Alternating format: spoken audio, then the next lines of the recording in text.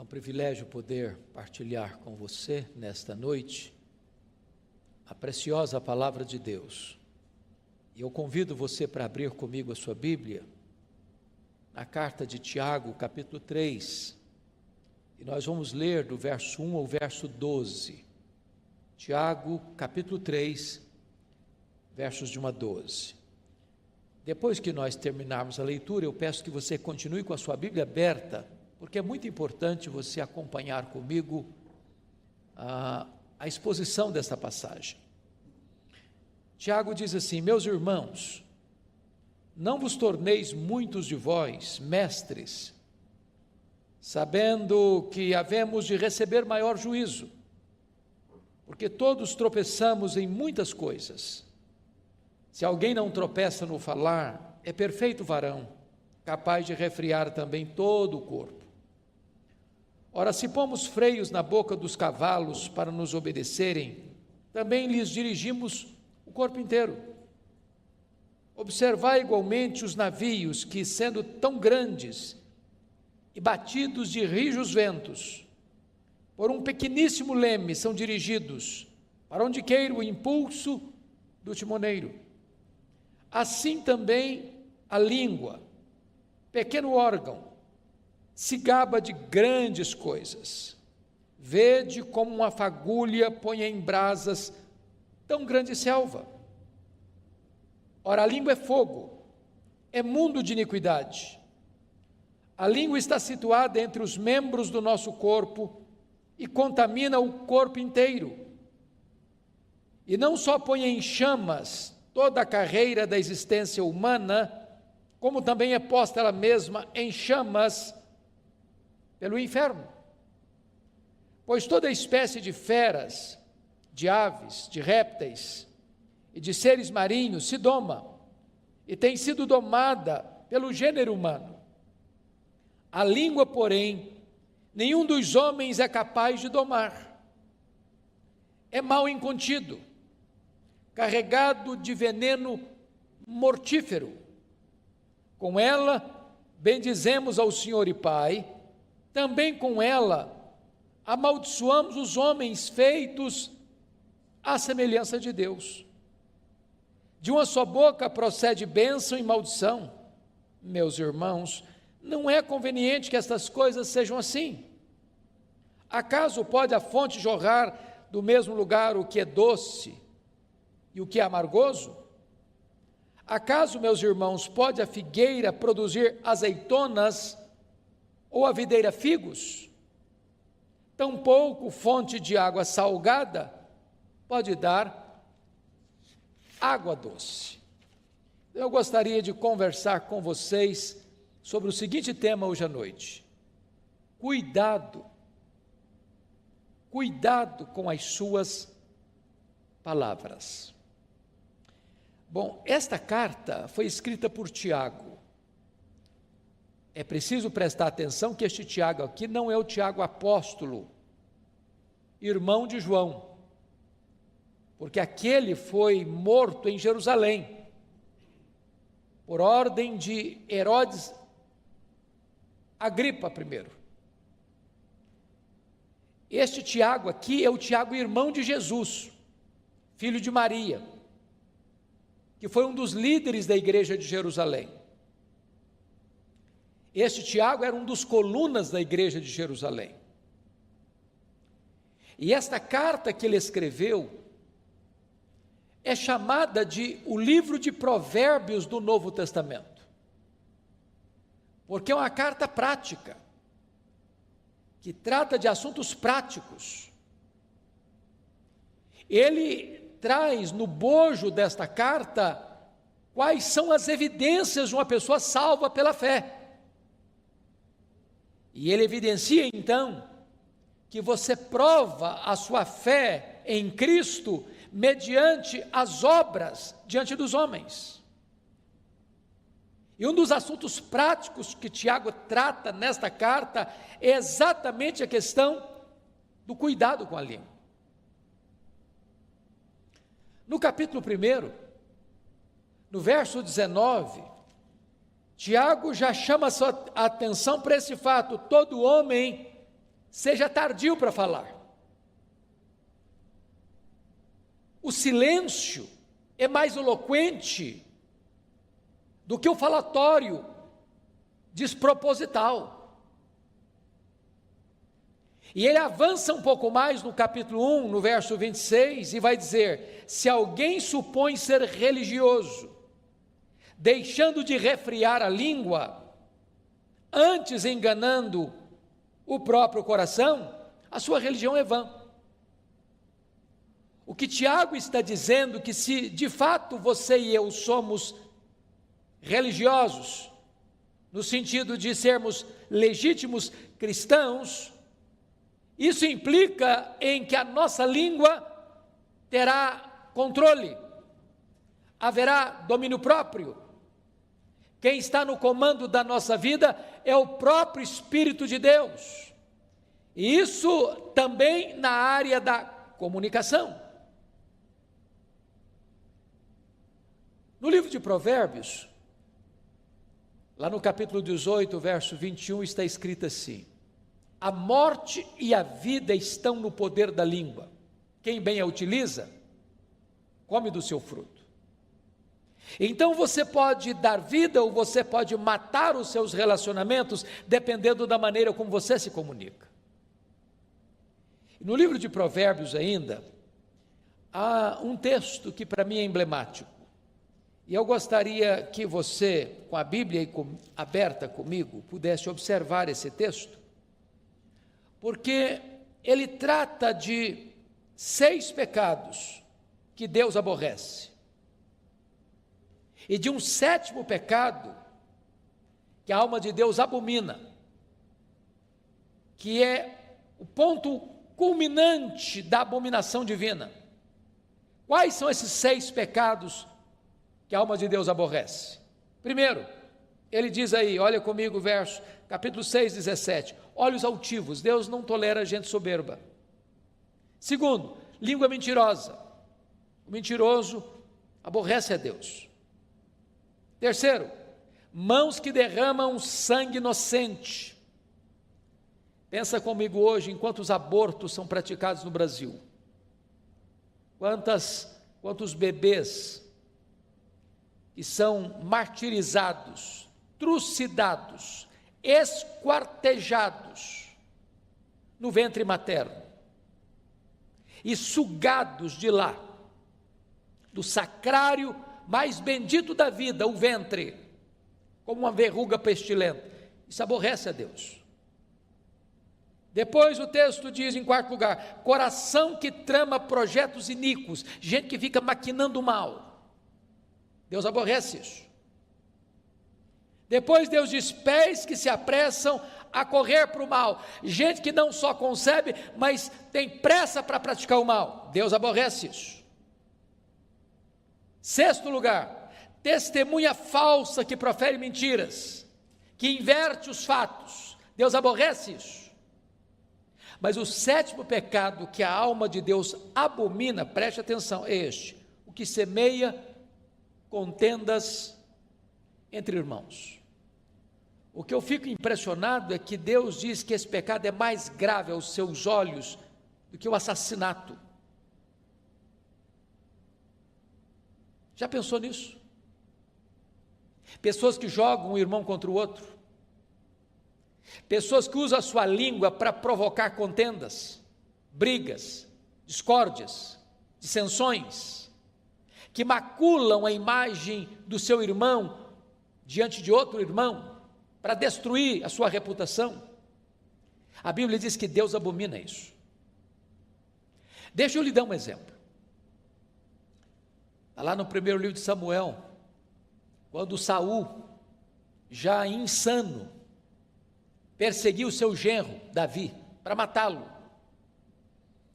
E diz a Bíblia que nessas fugas de Davi, não porque Davi tivesse medo do seu sogro, ou porque Davi fosse covarde, Davi tinha consciência de que não podia tentar contra o seu sogro, vingar-se do seu sogro.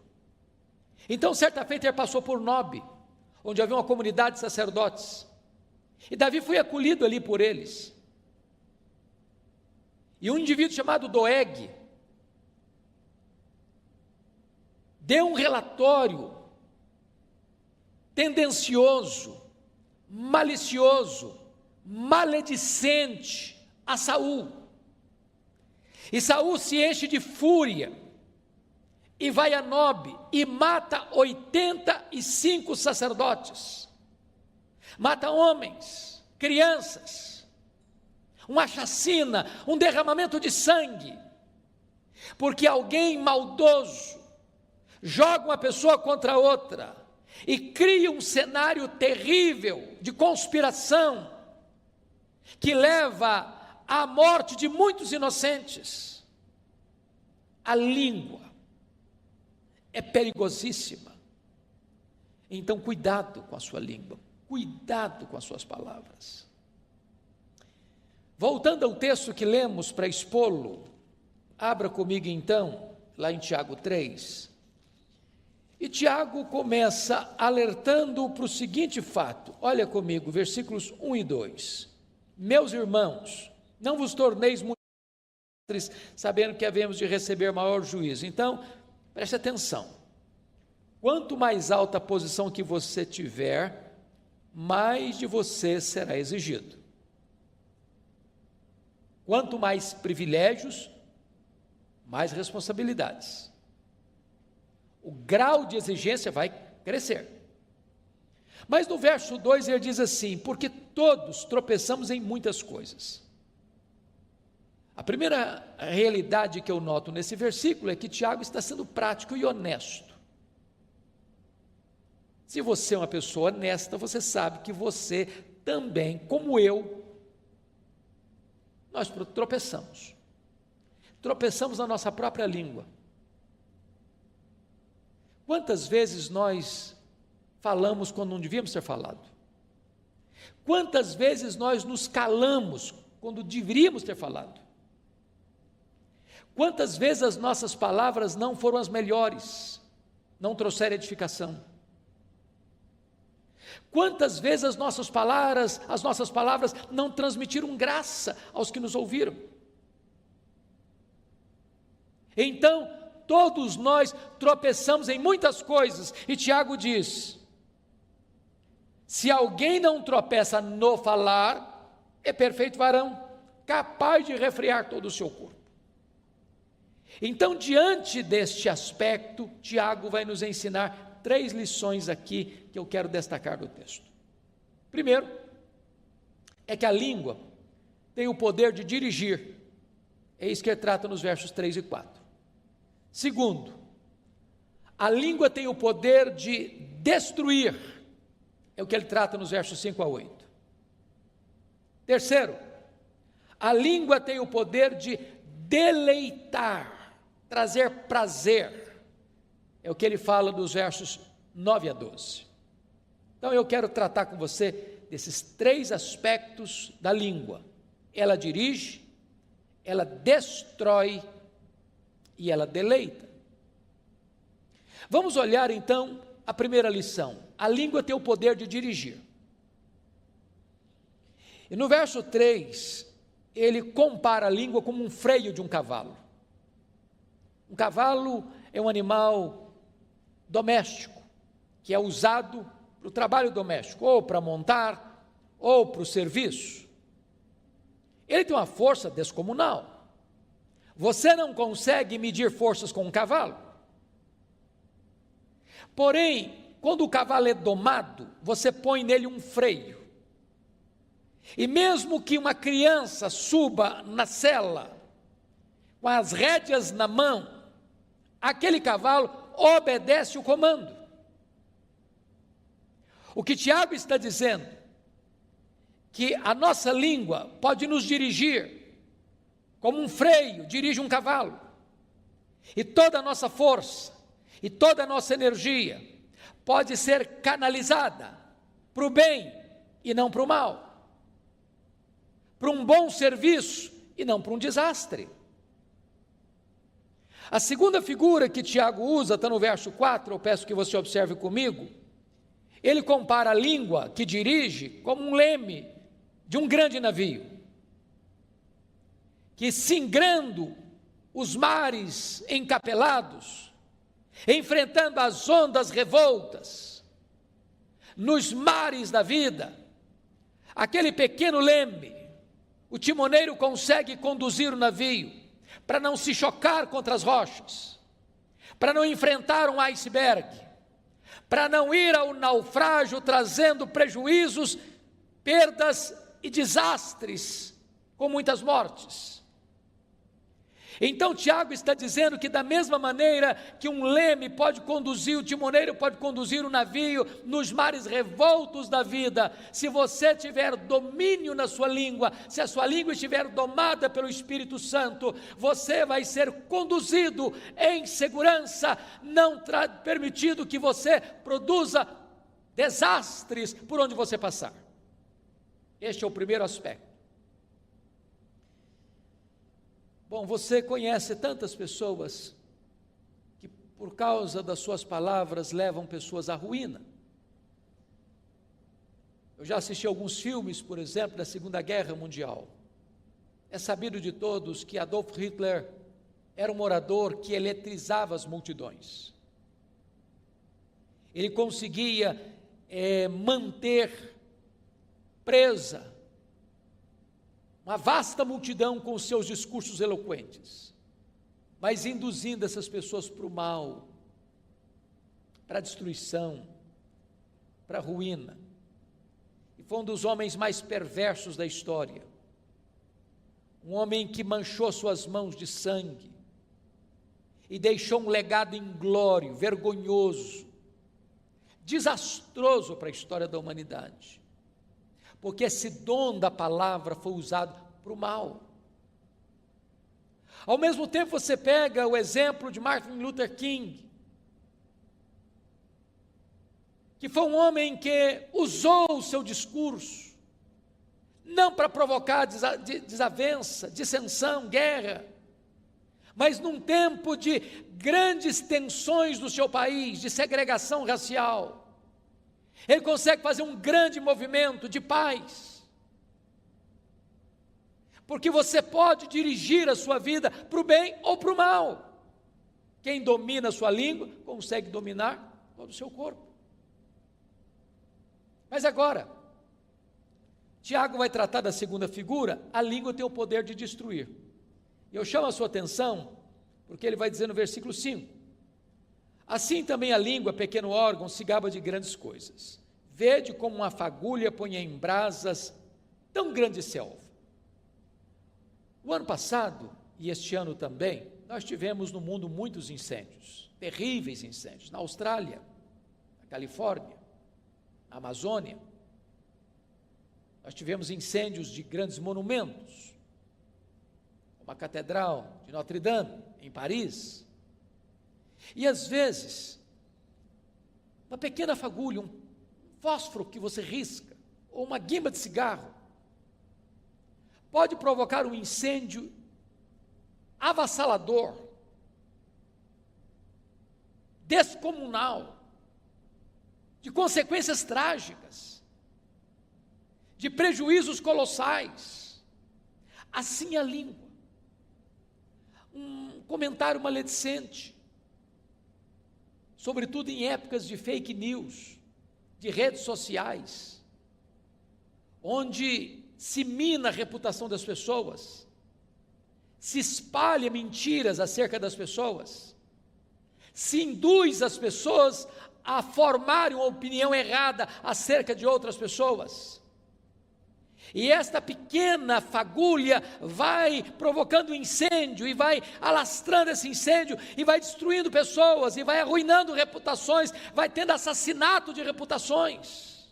Então cuidado com a sua língua, não promova a mentira, não promova a maledicência, não coloque as suas mãos para espalhar mentiras e fake news. Cuidado com a sua língua.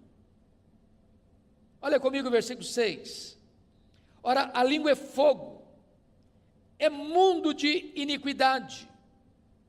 A língua está situada entre os membros do nosso corpo e contamina o corpo inteiro. E não só põe em chamas toda a carreira da existência humana, como também é posta ela mesma em chamas pelo inferno. Em outras palavras, aqueles que permanecem nos pecados da língua e não se arrependem deles, estes não herdarão o reino de Deus e sofrerão penalidade eterna nas chamas que não se apagam do inferno. Isso não é coisa pequena. Não é coisa pequena.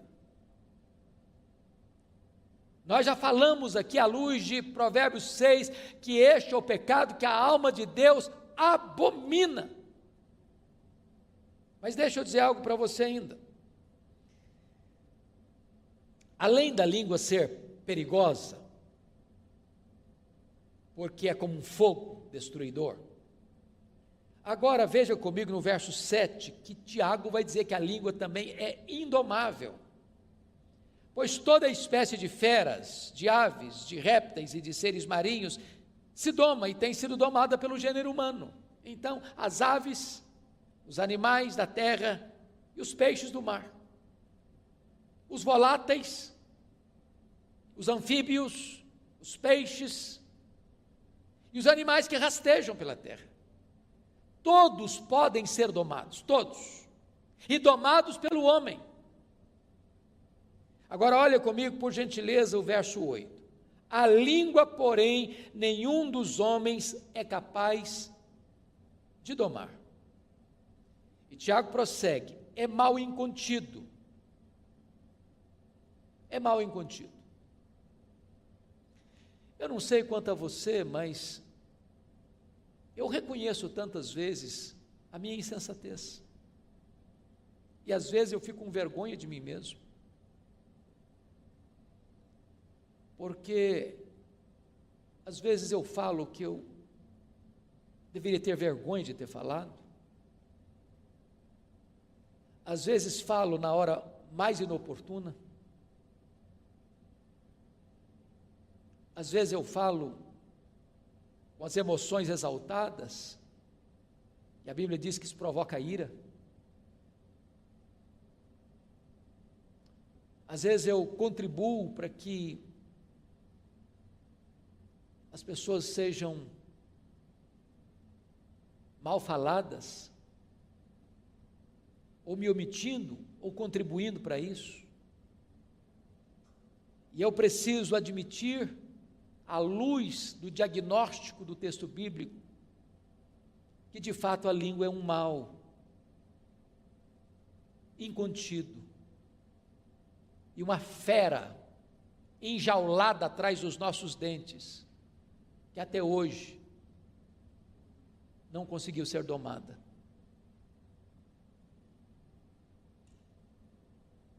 Se esta fera não tem sido domada, mais do que nunca, vale então o alerta, cuidado com as suas palavras.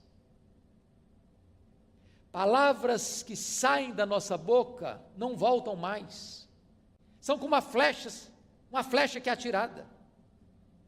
Um comentário mal feito é como subir no alto de uma montanha e soltar um saco de penas. Não se recolhe todas mais. Mas ainda Tiago vai dizer que esta língua, além de perigosa e indomável, ela é também um veneno mortífero. Olha comigo o versículo 8. Ela é carregado de veneno mortífero. E esse veneno é pior que o veneno de uma cobra. Porque o veneno da cobra é o próprio Deus quem coloca nela. Mas esse veneno da língua não é Deus quem coloca. É a malignidade do nosso pecado. É a inclinação da nossa carne que é inimizade contra Deus. E quantas vezes esse veneno letal, mortífero, tem sido a causa de tantas desavenças, de tantas separações, de tantos divórcios, de tantas famílias divididas.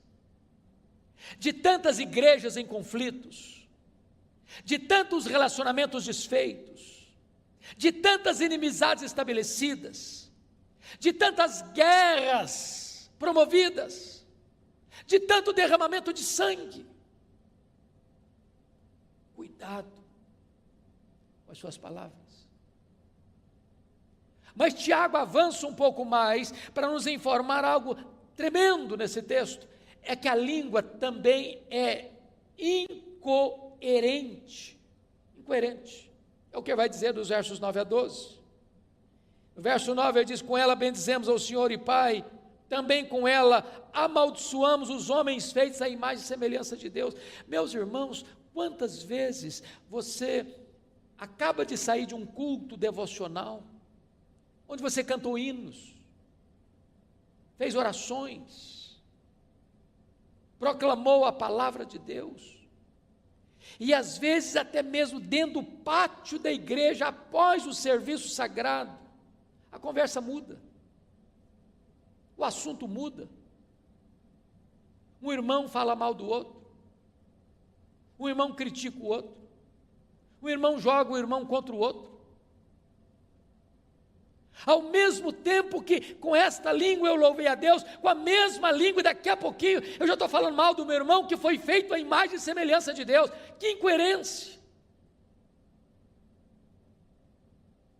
E Tiago então vai fechar, e eu termino também, com mais duas figuras.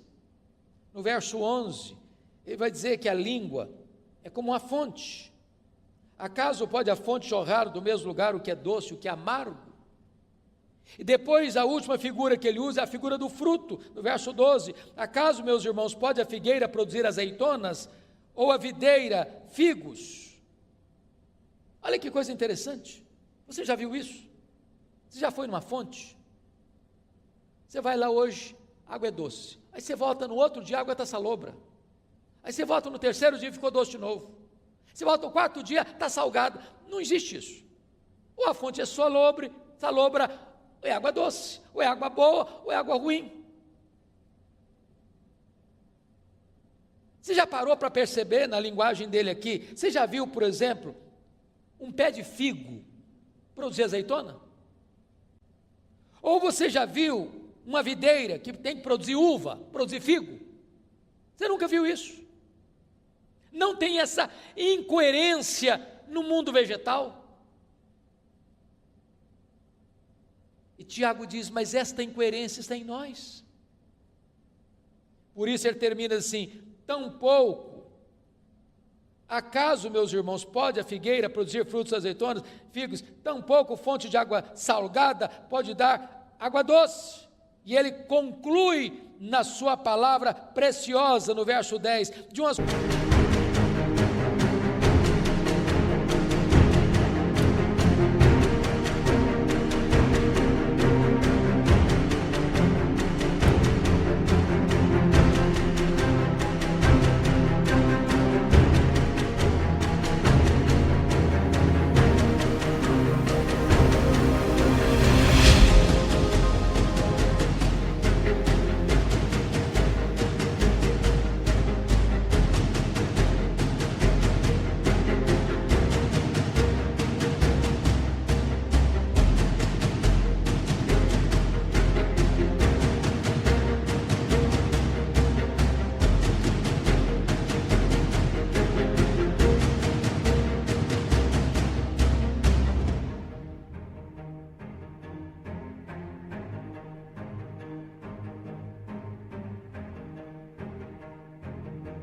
sua boca procede bênção e maldição. Meus irmãos, não é conveniente que essas coisas sejam assim.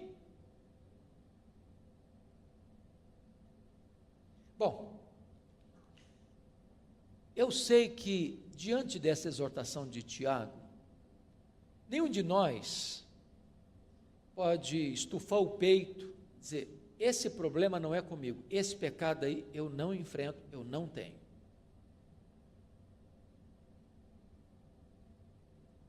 Se formos honestos, temos que vestir todos nós a carapuça e dizer, Tiago está falando é comigo, é com você. Qual a orientação que a Bíblia nos dá? Meus irmãos, não é conveniente que seja assim. Nossa língua não deve ser incoerente. Não pode ser hoje uma fonte de água boa, doce, e amanhã uma fonte de água salgada. Não pode hoje esta fonte, conforme diz o verso 10, proceder dela bênção, e amanhã a mesma fonte proceder maldição. Então peço a sua vênia, para encerrar, lendo um texto da Bíblia com você, que é Efésios capítulo 4, verso 29, e aqui com a leitura desse texto eu encerro.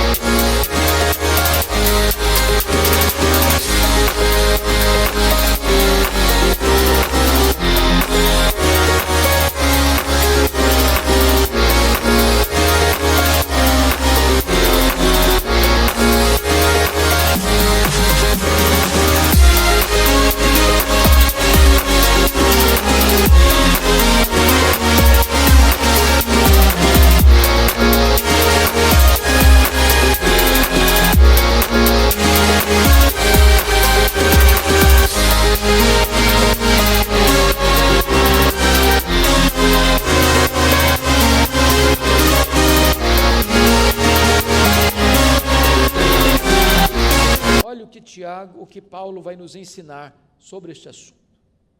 Efésios 4, 29, ele diz assim: não saia da vossa boca nenhuma palavra torpe, palavra suja, e sim, unicamente,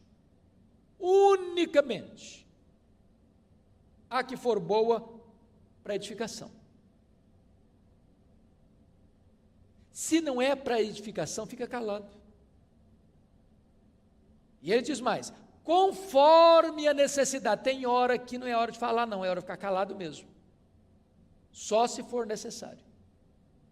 E ele diz mais, e assim transmita graça aos que ouvem. Ou seja, a minha palavra precisa ser abençoadora. Precisa melhorar o ambiente. Precisa trazer alegria, precisa trazer restauração, precisa costurar a unidade, precisa construir pontes em vez de cavar abismos. Então que Deus nos ajude, que Deus tenha misericórdia de nós, e fica aqui o alerta, cuidado com as suas palavras. Pastor Arival, por gentileza.